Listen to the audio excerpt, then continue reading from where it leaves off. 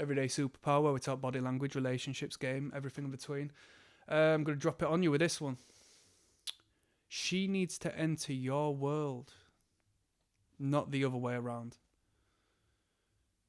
I don't know the technicalities when it comes to NLP, neuro-linguistic programming, when they're referencing frames and framing and so forth.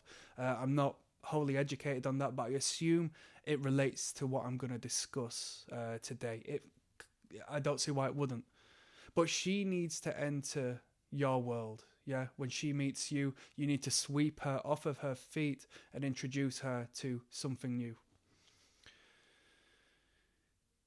Quite possibly could be a fake it till you make it situation, but that fake it till you make it should be a drive for you to not fake it any further and to live as that entity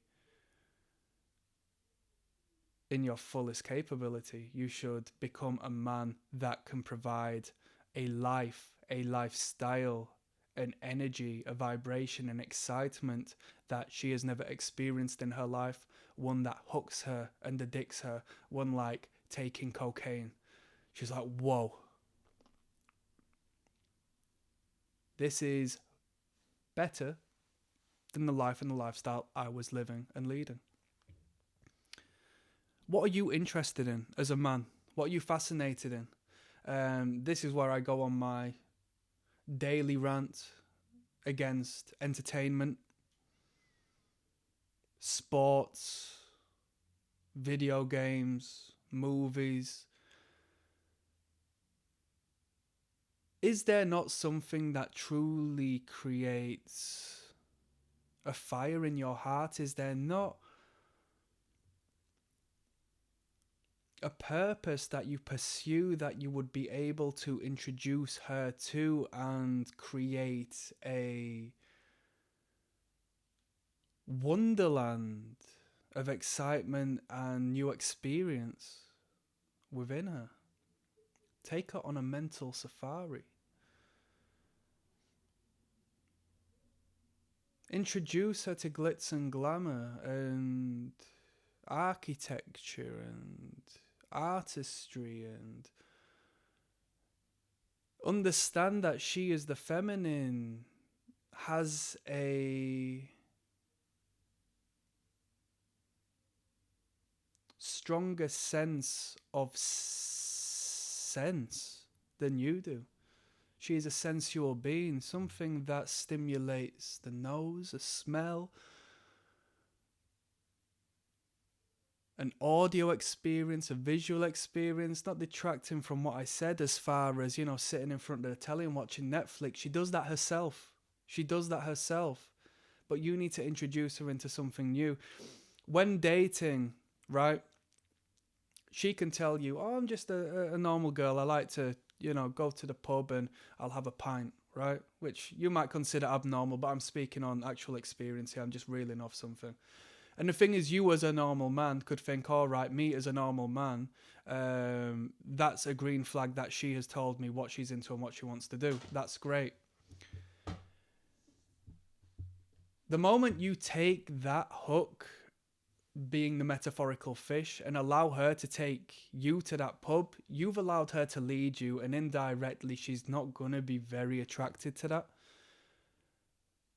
You are to say to her, don't you worry about it, darling, I'll sort us out somewhere nice, and you either choose somewhere or you pick a small selection of places to ask her about, and then you can give her the illusion of choice, whereas you hold the cards. It's a powerful situation. It's what politicians do. Oh, what party do you want to vote? It's the same result either way, isn't it? But you have gone out of your way to take her initial perception and perspective and realign it to your world, to ideas and places that are of a higher vibrancy than what she wanted to do. Something just plain and dull and what she's done before, and where she goes with her friends and where other boys have taken her. Notice how I say boys and not men. but you have come forth, taken the lead, because you know you need to take the lead, especially in these first impressions, let alone when you are dating with a, 6 month, you're flipping married to her 5 years in, you still need to orchestrate as the man she biologically needs in her life and is motivated by and inspired by. You need to lead by example, and by leading by example, she follows, and by following, she submits. You say, how about here? This looks nice. And she's just like, oh, wow. And she'll give you an opinion. And if she doesn't like it, that's fine, because then she'll give you an answer as to which one she prefers out of the three you've given her, right? She'll like one of them out the most, and then bada bing, bada bum, you're on your way and you're introduced to somewhere nice. Now, you aren't supposed to be advertising something that which isn't yourself. And I did say at the start of this, it's sort of like a fake it till you make it situation. You could go and spend your last penny without her knowing at some grand restaurant of fine dining and so forth, which would be a shit first date, by the way. Do not do eating on the first date, but let's just say you make that mistake. You introduced to this fine dining place and you're paying what, £200 each just for the food alone, let alone the drinks and so forth. She might be wooed and wowed by it, but she'll be able to identify, just due to your character and behaviours and who you are as a person, that does not align with the environment you're in. That does not align with the money you're putting forward for this experience. It's abnormal, and it's expressed through your nonverbal behaviour. She knows that, she identifies that, and she sees that. And even though you've spent your last penny on doing this date, she's not giving you anything.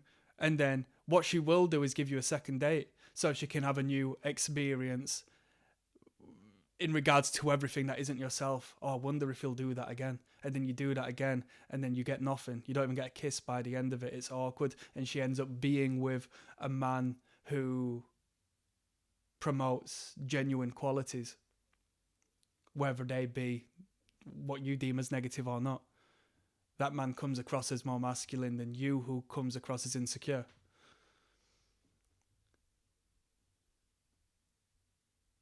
So you meet her in the middle ground. I'll ensure that I give her a little something. No, it's not tricking, because between you and me, you're not paying for the bill entirely. I don't believe in all of that. I don't believe in all of that. If you meet a girl and she's like, oh, he has to pay for everything, then you're looking at a woman who can be bought. She's more or less a prostitute, right? Which I guess for the most part, most of them are, because you're paying for pum-pum at the end of the day, aren't you, to some degree? But, there's nothing more clear than some busted girl who's talking about, oh, he needs to pay in this and that. They're never quality women. Never quality women. Those are the women, given that they do look good, that they are aesthetically pleasing and superficial, right? They are superficial. They wear the makeup and dye their hairs and so on and so forth. They're better off escorting for the men who have it. And that's a good partnership. That's a good business relationship. I don't hate on either side of that, but it's not for people who actually want to get in there and meet someone they actually find attractive and hopefully have some reciprocated romance with. They're not the sort of girls you want to be messing with. They're not very feminine. So, moving onwards, well, actually, maybe they're hyper feminine. That's up for debate. That's another video. But you provide her an experience she hasn't had before, one that doesn't go against who you are as a person. So it's because you are genuinely fascinated by going to this new environment, and you would like to experience it for yourself first and foremost, because you continue to put yourself first, and you putting yourself first, she will follow you. And you putting yourself first, you create a world that you already reside in, that she can enter. And once she's in your space, it's a very seductive position to be in. Taken to the extremes, this is what bad men do, to a highly, extreme degree. So when you hear about, I don't know where to start with this, but men who